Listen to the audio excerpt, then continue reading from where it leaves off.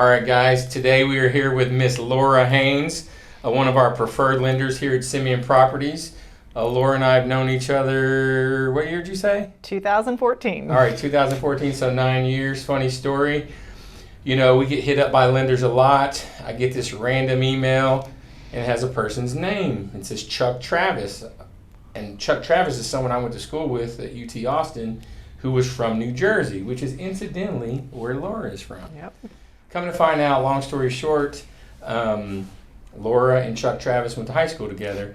Small world, but you probably owe Chuck for that, right? Like, I do. It wasn't your relationship with Chuck. I owe him big time. Here we are 9 years later. So shout out to Chuck Travis. Thanks, Chuck. It's been a great relationship for the last 9 years. So we're here today to talk about mortgages. Mortgages aren't boring. We're going to try to make it exciting, but really it's Laura. I'm a buyer. I'm on HAR, our local MLS. Where do I start? Not from a property search perspective, but where do I start if I don't know anything about mortgages? Should I wait? Should I ask my realtor? I mean, obviously we want them all to call you, but where do I start as a consumer if I'm sitting at home, on the computer? Okay.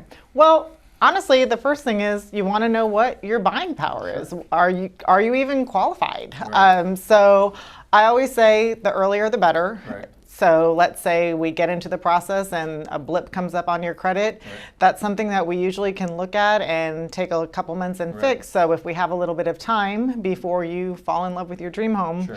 we can do that. So the first step is just to go through a pre-approval process. Right. Technology today, it's super easy. You can go online, fill out some very basic questions on an application.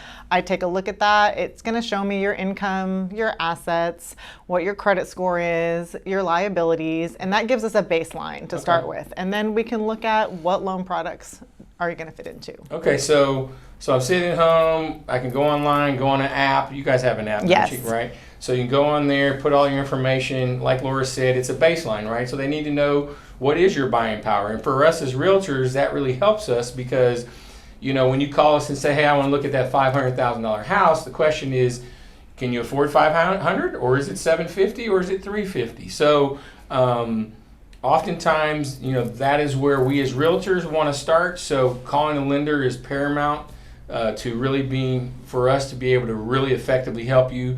Because if you're out on a Saturday, especially, and you see a house you like, and I want to write an offer for you, and you have no approval letter, it's going to be difficult to execute if multiple people are potentially putting in offers. Now, Laura does work. I'll give her credit for this. She's a 24/7 kind of girl, lady, shall I say. Can you be reached on the weekends, Laura? Absolutely. So after hours, she's poolside, she's on vacation, whatever. Laura will be able to answer your questions. I will tell you one thing I love about Laura is, Laura, you came from the operations side originally, before you were a loan officer, right? So that actually gives her an advantage over a lot of LOs who just get their license and they're kind of pushing potential buyers through. Laura knows the idiosyncrasies, the underwriters, what they're looking for, right? I mean, what are some of the things that underwriters are looking for aside from your W-2, your bank statements and stuff like that? What are just anything and everything?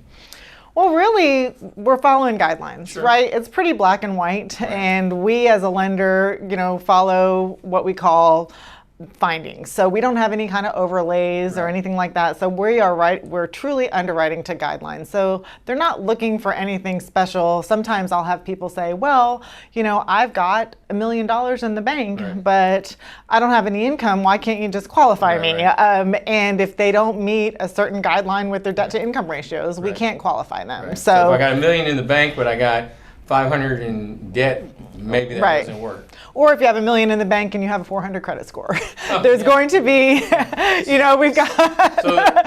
So at the end of the day, lenders are looking at risk, right? Correct. So, which leads to kind of like credit scores also, right? So if I just, again, this is general. If I've got a 640 credit score and I have a 775 credit score, my pricing is going to be different on those, right? Absolutely. Okay. Absolutely. And it's going to depend on the loan product. Right. You might, a 640 credit score, I'm probably going to talk to somebody about an FHA loan. Okay. which a lot of first-time home buyers use, versus a conventional loan, which they're going to take more hit to rate on a conventional loan.